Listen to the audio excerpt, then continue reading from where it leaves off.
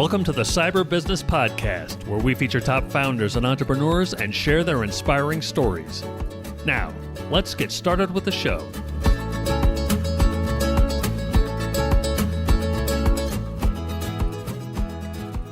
Matthew Connor here, host of the Cyber Business Podcast. Today, we're joined by Sean Murphy, Senior VP and CISO at BECU. Sean, welcome to the show. Hi there. Thank you. Thank you. Before we get too far in, a quick words from our sponsors. Hackers are getting smarter. Is your security keeping up? CyberLink sells industry-leading AI-powered cybersecurity solutions that detect threats in real time, so you know about an attack before the damage is done, not after.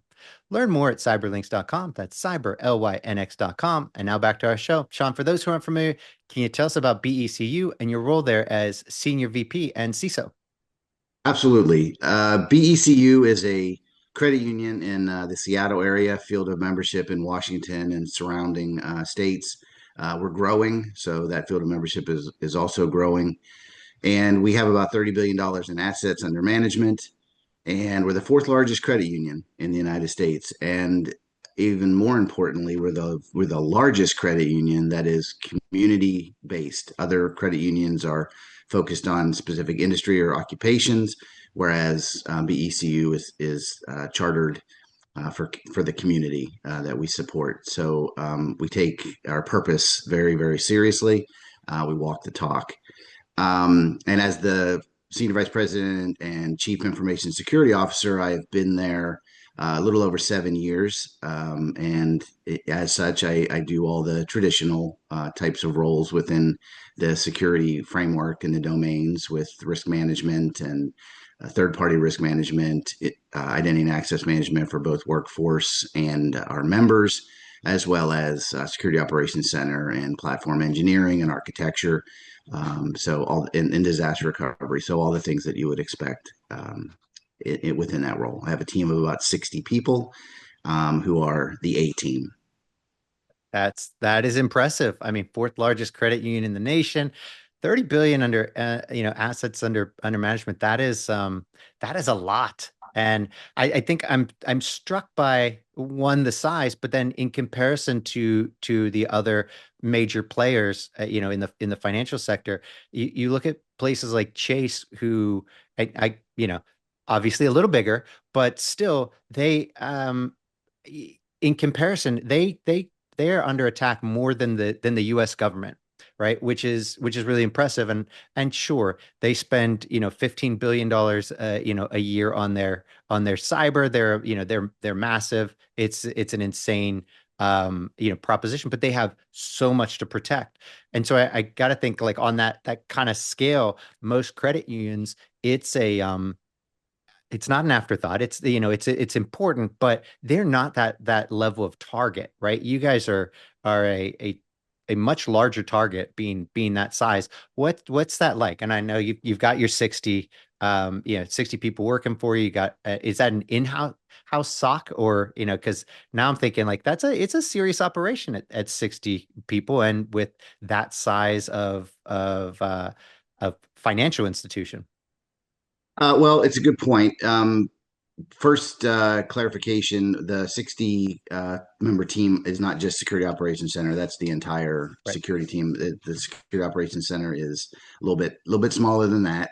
Fair enough. And to your point of being a target, we also have a tie with Boeing, although Boeing is in our name. That's what the B stands for. We're not as tied to Boeing. That's our origin story. But today we have a field of membership that's inclusive of Boeing, but also lots of other members. The target that we are, that's our members' money. One differentiator between the banks and the credit unions is that $30 billion in assets under management is our members' money, and as such, it works for the community. It's not something that we don't have profits, if you will. Yeah. But again, it is a target, and we're critical infrastructure as well, and we have Boeing in our name, and sometimes we get confused with the military industrial complex. So It's not an afterthought at BECU for cybersecurity.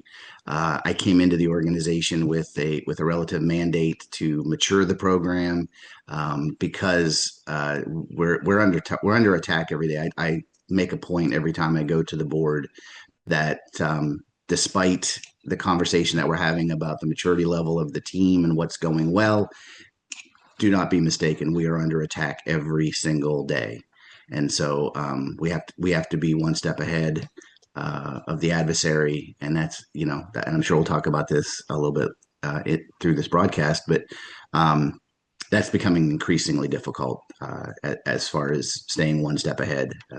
The pace is much faster than even just 18 months ago.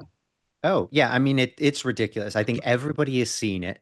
The stories are impressive with so much money has flown, into cyber crime, that now they are professionals, right? They're making millions of dollars personally every year on this. And so there's a lot of motivation. The cyber crime industry is now, it's a multi-billion dollar industry, which is insane and ridiculous. But now it's no longer a crappy, poorly written email.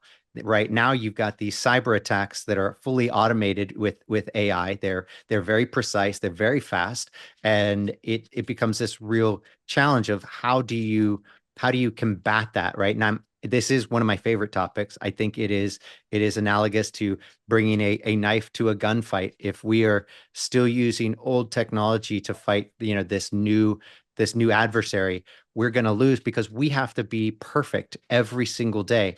They've got to be lucky once, right? And then the bad stuff happens. And when they are lucky, we have to be so good to catch it. And I think using traditional tools, it puts us at a disadvantage because the pace is too rapid for us to keep up with. So for me, I'm a big fan of where AI is going on the security side. I'm an optimist in this regard. I think that the good guys do ultimately win this battle, but only if and when we apply it. Now I'm going to give you one of my favorite examples are if you look at email. I love what we're seeing in email with things like dark trace and abnormal. These are really cool tools where you see AI, at least on the machine learning side, being used properly, right? So instead of it just being an LLM bolted onto a traditional email, product where you're like, great, and now now we're vulnerable to prompt injection. Aren't you happy? No, not at all. I'm not happy with now having an LLM that the bad guys can talk to. But I love seeing that because now we see really cool things that you would expect email security to have always been able to do, but it couldn't do, right? So now when there's let's just say a weird URL in the email, the AI is able to check that and be like, you know what? This is 4 days old. It hasn't been reported, or it's 24 hours old. Hasn't been reported, but you know what? I'm going to say that this looks fishy because this isn't normal, and I'm just going to go ahead and move that. And if you need it later, I'm sure they'll send it again, type deal. And I think those are the things where we see that's where AI is really strong as just like one example, right? And we see it in other products, but this is where I think things get really exciting. And I'm curious because you really are on that kind of the tip of the spear, if you will, the leading edge of things. What is your stance on stuff like this, and how do you, as the leader of the organization, when it comes to security, how do you go about analyzing these? So kind of we'll start with what's your position? How do you feel about this? Is this something where we should be embracing this? Is it something where we should step back and be more cautious? Where do you stand? Yeah, I mean, I too am an optimist. I like how you said that. You know Murphy's Law. They also say Murphy was an optimist. I will go with that in that direction. I reframed something you said though about they have to be right once. They only have to be right once. And I think about that in a different way in the sense that if we're making it so that our defenses and our actions are limited to just having that one shot at the adversary, then yes, they only have to be right once. But I think most of us are building, going back all the way back to defense in depth and layered architecture. We want to make it so that you have to be right a number of times before you get to the crown jewels or you get to the target.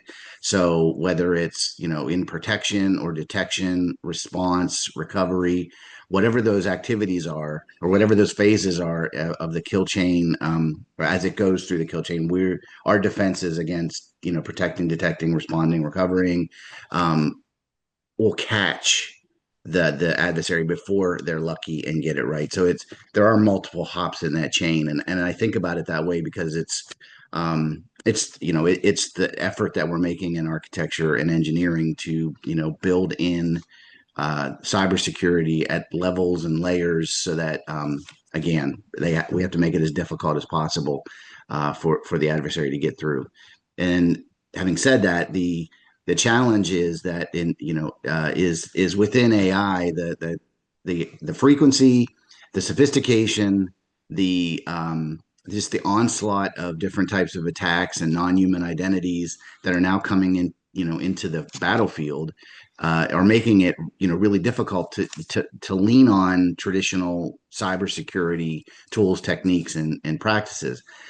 But I also reframe that to say you do still have to do the security hygiene, the patching, the security awareness and training, the configuration management, those kind, governance, those kind of tried and true principles within the business still, help you get to a point where you're foundationally ready to embrace the new AI capabilities, and using AI capabilities within security. So, drawing on your example of the email security, and and how we are thinking about it in a layered approach, you outlined a strategy that's very pertinent. There's data loss prevention involved. There's URL or CASB or SASE types of technologies that we're using to try to do as much prevention as possible. But then we're layering in the AI components to look through content and meaning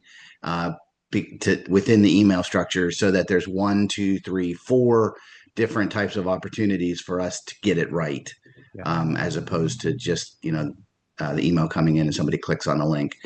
There's multiple hops that we're putting in place that guard against a successful attack. But those emails are coming in much faster. They're coming in much better.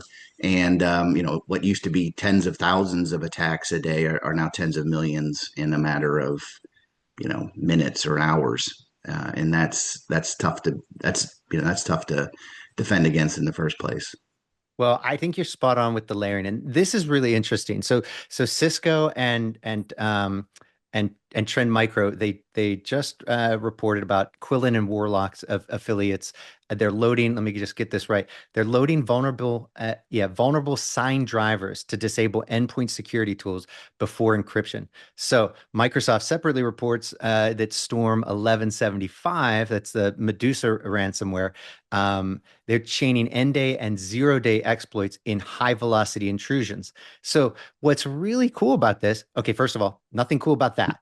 But what's really cool about, I think, to what you're saying with the layered. So if now they're able to disable EDR with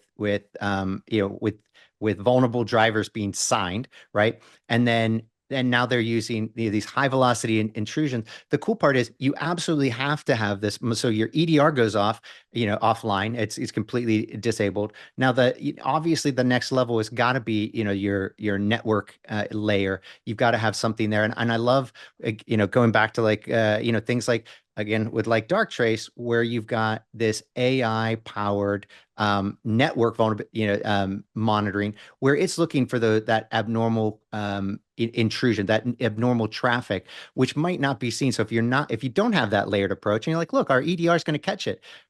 Okay, let's hope it does. I mean, that's the goal, right? But when the bad guys find a way of disabling that, well, whoops, it's not like they just, they basically just, drop the old drawbridge and now they walk right in. And so we got to be able to see that, hey, wait, the drawbridge is down and the bad guys are walking right into the castle. So how do we fix that? And I think you're spot on. You've got to have that layered approach. It can't just be the single. And I don't think that's a surprise or news to anyone. I just think that what's really fascinating now is with AI, they are so fast to exploit that now you have before vulnerabilities are even announced to the manufacturer, they're being exploited in the wild. So we have to have tools that allow us to be able to defend against that. Whether it can't just be traditional vulnerability management anymore, where we say, oh, look, there's a patch for this. We're patching it as quickly as it comes out. Well, sometimes that's weeks and sometimes it's months before it actually gets patched. And no matter how important this vulnerability is. So I think it becomes the kind of the future of this becomes you've got to be able to defend a fully unpatched environment, right? Where the bad guys are finding new exploits faster than the manufacturers could possibly patch them. And so, especially when you're a big target, there's got to be a way of defending that. And it can't just be relying on, industry leading EDR and like one product. So I think you're right. And I think it does come down to AI powering all of those. Traditional tools can be included in this as well, right? But I think because of the pace of things, you simply have to be using AI in the defense. That at least that's what I think, because that's what they're using against us. If they can exploit a vulnerability, weeks if not months before it can be patched, we have to have some way of combating that, right? Mm-hmm. Yeah, I you make me think about a lot of things that I wasn't thinking about coming into this conversation. But when I hear you kind of put that right in front of me, um, I'm troubled because I think the step that I'm missing in this all is the manufacturers don't get a pass on the fact that the adversaries are doing more. I expect the Microsofts, the Trend Micros, the Fortinets, the whoever, Yep. to be just as just as fast in identifying and remediating those kind of things before as a business basically that's not in the business of cybersecurity, that I can rely on them to be on the front lines of those kind of things, not shift the burden to a single organization in this to be on guard against those things. Now, that's not excusing me because I have already established, there's an approach and a cybersecurity responsibility and a level of maturity that we are expected to have within our organization. But if manufacturers get a pass to push out the software, the hardware components, and they're vulnerable and they continue to be vulnerable and even more vulnerable, I would expect them to be using the AI tools to finding these vulnerabilities and not pushing things out in release that end up being ultra vulnerable. So I don't know. It's sort of like we don't expect our communities and our cities to police themselves to the extent that we have a police force. So, or in federal government, we have law enforcement, and yet within our organizations, and I have a healthcare background. I don't know if we're going to get into my background, but I started out in the Air Force in military medicine, and then I moved into the civilian sector in healthcare. And my role at BECU is my first foray in the financial services. And within healthcare, this even becomes more interesting to me, and I guess more passion, in the sense that I don't know how we expect a healthcare organization whose business is patient care and it's a life and death criticality type of scenario. How do we expect them to have the same kind of security parameters that a national security agency might have? Because that's what it takes in terms of, you know, um, uh, that's what it takes to protect against manufacturers putting out technologies that are riddled with these vulnerabilities, and then when they publish it, complete panic. And just we have to shift the mindset away from, hey, organizations, defend yourselves. It's your responsibility, your obligation. And if you get it wrong, you get penalized. Because when we get it wrong, excuse me, when we get it wrong, well, there are consequences way beyond the fines and penalties and the regulators issues. I mean, we're even in BECU, we're impacting members' lives when we get it wrong in cybersecurity. And so I don't want to be party to that. I want to do everything that I can, and my team is dedicated to doing that. But you kind of struck a nerve, I guess, because I wasn't thinking about this as we started out this conversation. But yeah, you're right. There's a litany of things that we can talk about in terms of what's happening and how fast it's happening. I want to hear the story of how those organizations that I'm paying a lot of money and buying their products are actually taking that burden away from me, and I don't have to face it. If that's not there, if that warranty after service is not there, um, my optimism, I guess, wanes a little bit, because Yeah. there's a lot of us out there trying to do the best we can, but we don't have $1 billion budgets. And I'll stop here by saying, our most organizations, their business is not cybersecurity. Their business is their business, and cybersecurity enables that. But if we turn the tables and we have to be ultra conservative and worry about these very sophisticated attacks, and the 0 days coming in faster and faster, without any kind of manufacturer, security vendors having ownership of that, then I don't know how that's going to turn out. I don't like it. You know what?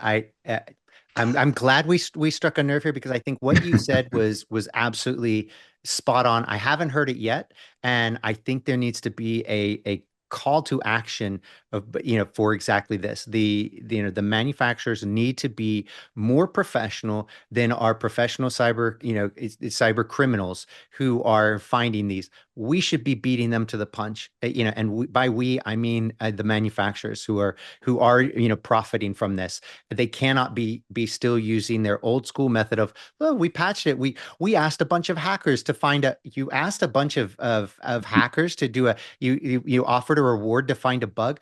That's cool. That was nice, 20 years ago. But today, the bad guys it's automated. They're using AI, and they should. You've got better AI. You've got better everything. You've got more money. You've got better people. You've got better everything, and you need to be using it, to protect your products and make them better.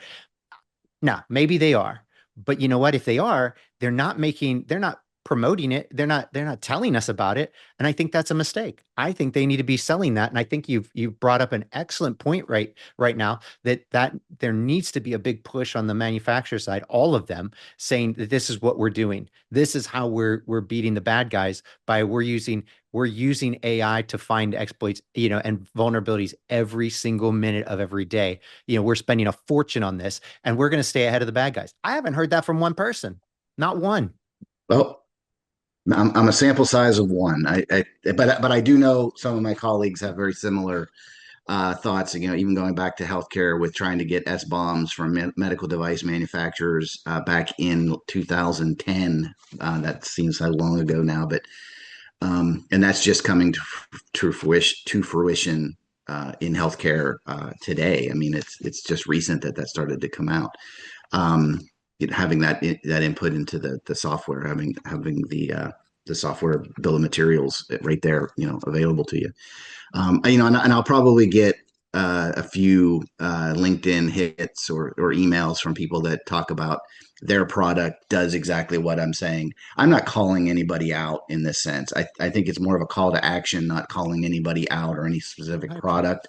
I think everybody does have the right focus here, but I guess if I would frame it up very simply, I would say I would feel more comfortable if those news articles started with, "We have fixed this. However, here's what we found."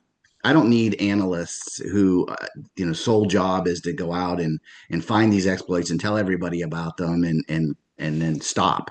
I need to have the support from the industry to solve the problem before it is a problem for me, and not expect me to, find it and figure it out, based on their news report, and staying current on their news report. No, Just fix it.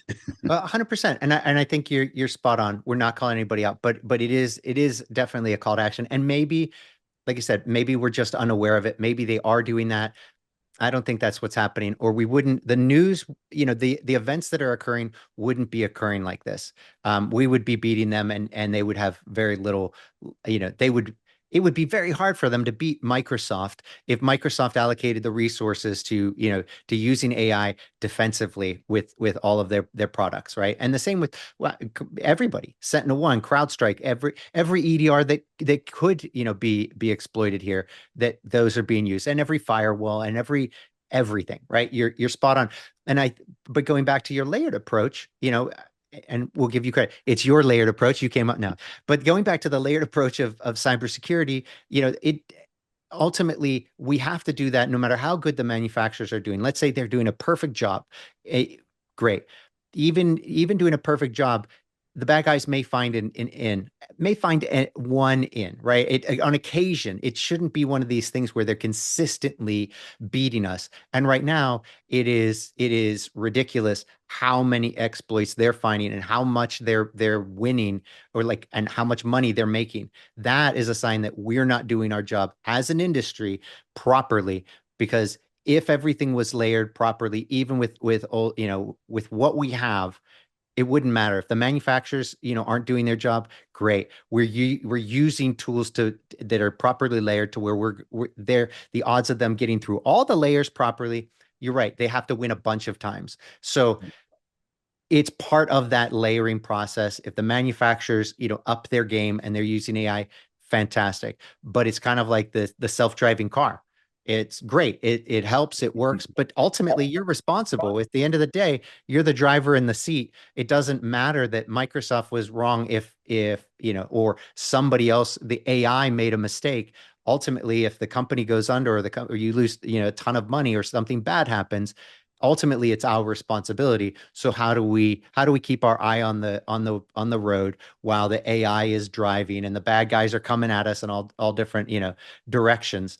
I think that's the world that we live in now. And I think we have to use, the right tools, new tools to kind of, that are using, we're going to fight fire with fire here, because I don't think we can bring just traditional tools to the table, because as we've already discussed, when they're being exploited too quickly. They're able to get past, too many of the, traditional tools. So we have to have layers, and I think we have to start using AI, in our security stack, and it has to be a priority. And so then it's a matter of, okay, well, AI, there's so many new products. How do you go about analyzing and assessing and saying, okay, these are the ones we're going to try out. And I think it's almost choice overload if you just search for AI, cybersecurity. Okay, you're sitting now. You're in the grocery store at a wall of 100 mustards. Which one are you going to get? Right? And you can't just grab haphazardly, like, fine, I'm just going to grab this mustard. This is an important choice. So how do you go about that? What is your approach? I've got my opinion, and I'm happy to share it. But what's your advice to people in this day of 1,000 AI products? How do you go about assessing it? Because you're a busy guy, you're senior VP and CISO. You got more than one thing to do in the day. You can't just play with shiny new toys. So how do you allocate your scarce time resource to, Yeah, assessing I this? don't get nearly enough time to do that anymore. But I would say it comes down to identifying the problem you're trying to solve. Because you're right, there are a litany of different solutions that are coming to the table. Lots of great advertising, lots of great trade shows. You go to any trade show, and the vendor marketplace is just, it's never empty. It's completely full, and they're, to the brim. And so there's lots of choices. But ultimately it comes down to, what are the what are the problems you're trying to solve, and what are the risk priorities to them, and for me, in identity and access management is an area where we're thinking very hard on how to use our AI capabilities, or bring AI capabilities in vulnerability management and risk prioritization, and exposure management. Some of the AI capabilities out there I think, are solving real problems in that space to help us uh, do that work even better. So, and of course, and probably the easiest one is the Security Operations Center and the SOC analyst, AI SOC analyst type agentic workflows that are possible now, Yeah. in automating that. Those are some of the areas where you start with the problem and then go try to find the solution, not the other way around. Yeah. No, I couldn't agree more. And I think the interesting part is I think it becomes challenging because with these new products, so many of them, um, I think it's a natural, you have to wait and see. Like, I think the easy way, especially for a mature organization, you have to have a way of kind of deciding what's the industry leading products. And I think you have Mhm. to use things like the Gartner Magic Quadrant and be like, look, okay, great. These are professionals who spend all day, every day. That's their job, is to evaluate these. And they're saying that these are it. So I think it helps filter that out. I don't think it's a perfect solution to the problem, because there are going to be some really cool new products that aren't going to make it, onto the quadrant for some time. And I think that's fine. And would it be cool to be down there? Yeah, but for most businesses, I think it's too high risk to be trying out new tools that haven't gone through a bit of a vetting process and a maturity process, which is tough because we're talking about an industry now that is growing and evolving faster than anything in the history of mankind. It is now exploding, and it's exponential growth. And so many new products. If you just go back to the .com era and look, that was once very similar.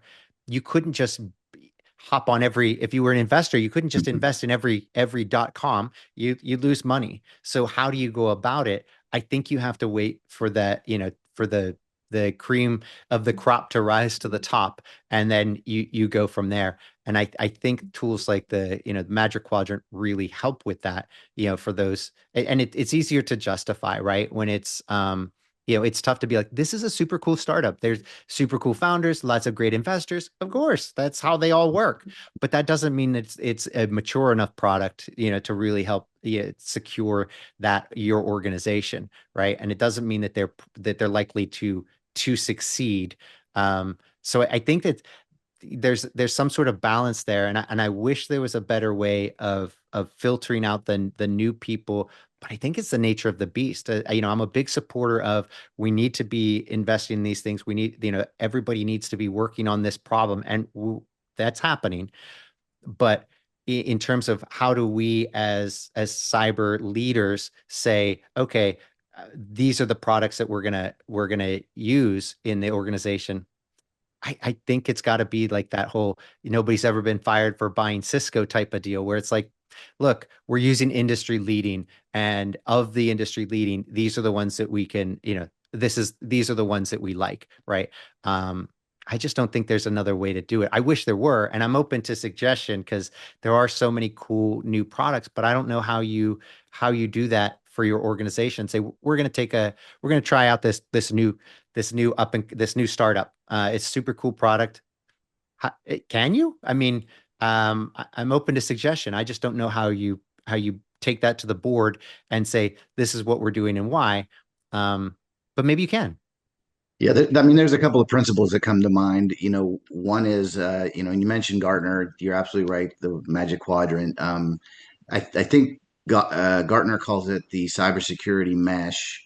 I put it in third grade terms as the best solutions that work the best together. And that leads me to a principle of the simplification of the complexity within the vendor space, within the solution space, The kind of the first cut line is, can I get a platform that does the things to solve the problems that I have versus a bunch of niche products that I'm testing out. And so when you get to that level, that's great. Then you do start to look at, from a layered defense type of perspective, are there additional capabilities I need to layer in, and maybe some of the niche products fill that space. But you've kind of weeded out the universe of all the bright shiny objects to get to a point where you're actually focused on specific problems with solutions. You have gaps and you're putting those together.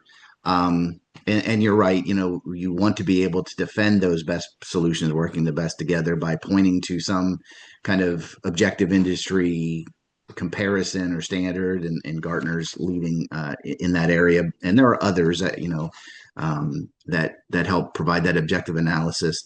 The other thing that I would say, I take the opportunity to say here, is nothing beats a great CISO network. Yeah. So, you know, to the vendor community, word of mouth still exists. And if I'm talking to some of my colleagues and they're telling me that they're using X and it's really working, I've had one that comes to mind real quickly that actually said, if I wasn't using this product, I would have had a data breach. And that was compelling, and that really made me make that phone call to say, hey, I want to talk about your product. um, those kind of things are probably soft costs for folks, but the CISO network is definitely, so make friends, talk to your colleagues, find out what they like. It's a lot, I think all of us are very. I haven't met a CISO that's not open to talk about what didn't work as well, as long as it's between us. Yeah. Maybe not on a podcast, but definitely just having a conversation over an adult beverage. There's a lot of truth that's shared, and that drives those kind of choices. So I think those are kind of the three principles.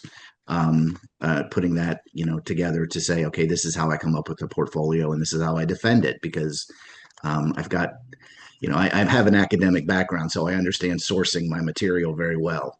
And so I'm always, sourcing my material so that it's not just Sean Murphy's opinion. It's backed up in literature. It's backed up in industry. It's backed up by this other organization that's a peer that's doing the same thing. Yep. No, I love it. Wise words. Couldn't agree more. Sean, this has been absolutely fantastic. I think we've had an amazing conversation where we brought some really cool ideas to light. I'm going to be really curious to see what happens in the future with with these big companies. I'm going to start doing some research and checking on this to see if maybe it's happening and we're just not aware of the efforts at at the manufacturer level to use AI to plug these. Well, I think that's a great topic for you to build. I mean, I want to be very clear. I'm not saying that manufacturers aren't doing it, and we mentioned Microsoft, and I want to be very clear to say I'm a big Microsoft customer, and I do understand and know and I got firsthand visibility being in Seattle on what they're doing within the security space, and it's been a paradigm shift and monumental over the last 3 to 5 years, and I benefit from it every day. But the overall principle is, I need to see more of the prevention and the detection and the response coming from the people who are shifting their gear into my facility, versus me having to worry that my suppliers are supplying me vulnerabilities, or they're supplying me weaknesses in my system.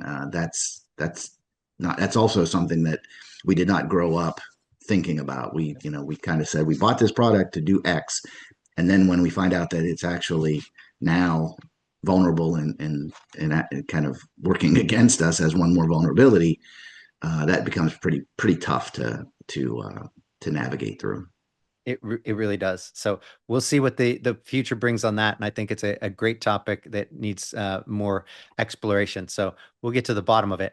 And in the meantime, Sean, this has been an absolute blast. But before we go, can you tell everybody where they can find out more about you and more about BECU? Well, I'm on LinkedIn. I'll start with BECU, becu.org for us. And if you're in the Washington area, work, live, worship, our field of membership, I'd urge you to join. We have lots of room, and we are member driven. It's a co-op, so come join us. Lots of great products and services, very high reputation within our area. And then for me, I'm on LinkedIn, and you can find me pretty easily, Sean Murphy. I forget what my LinkedIn address is. Easy enough to find. And we'll link it in. We'll link it on the show. Well, perfect. Thanks, Sean. And until next time. All right. Thank you.